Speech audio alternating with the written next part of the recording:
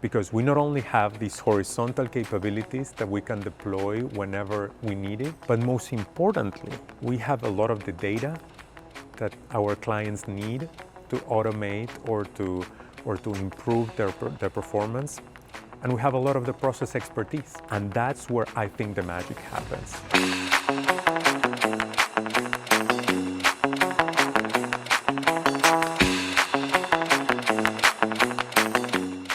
So today, if a client wants to ask, what does good look like when it comes to having AI as part of the operations? Of course, it depends on the kind of work that you're doing. Mm-hmm. We can talk about what good looks like in a sales environment where AI is helping the sales executives perform better, give more insights, have better pitches for them to close the deal.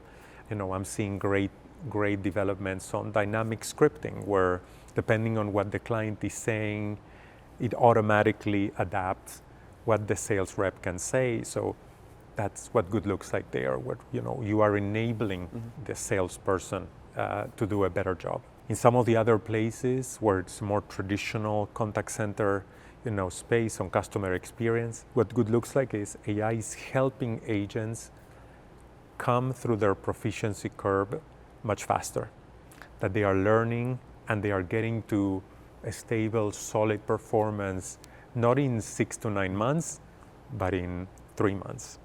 And what are all the things that we can do, starting with recruiting and getting them to the right kind of queue, depending on their skill set, that we're training them in a way that it is not only the standard training, but it is a much more personalized AI journey, where we're not only testing them in a classroom, but that we're testing them with synthetic calls, and that we're putting them through that training early on. And then how do we provide the right capability building over time, that we're coaching them, that we're providing the right incentives for them. So how does all that look like together in an environment? So that's another space. And then on the back office space, I think there's tons of improvements from a process management perspective, a case management, to get to customers faster.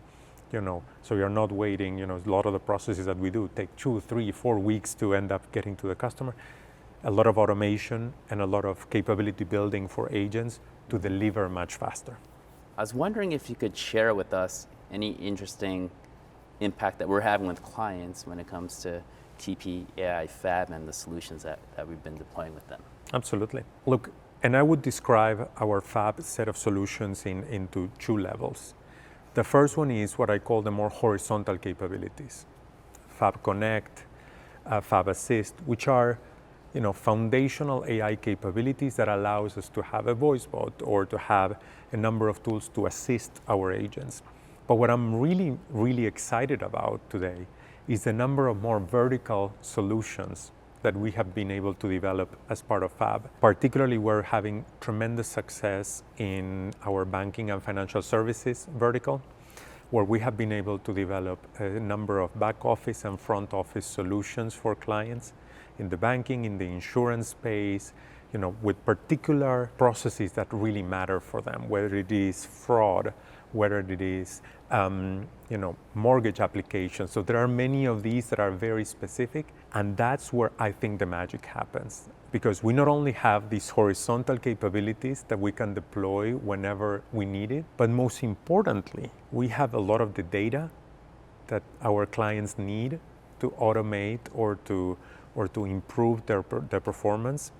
And we have a lot of the process expertise. We have so many people that do this for a living, day in, day out, and they're working with, in this case, banks all over the world.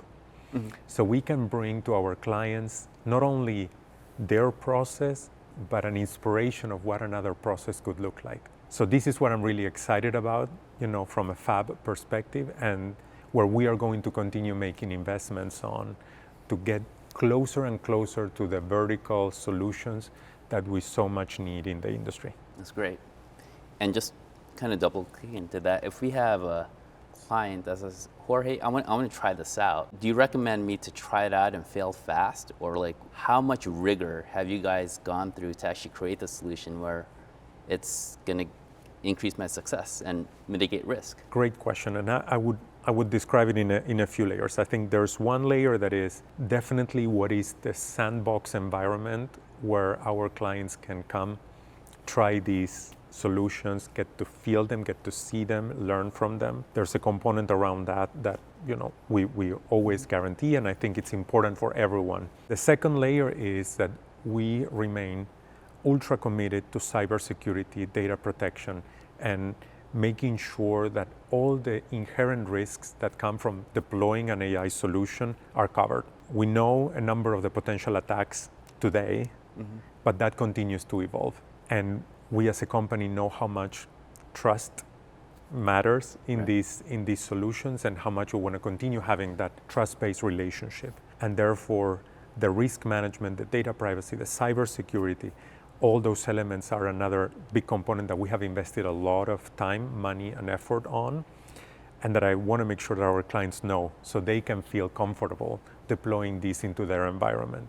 Jorge, thank you again for coming on TP.AI Talks. That was tremendous. Really appreciate your time and insights. Of course. Thank you for having me, and I'm super excited to be able to join some of these insights and looking forward to doing more of these.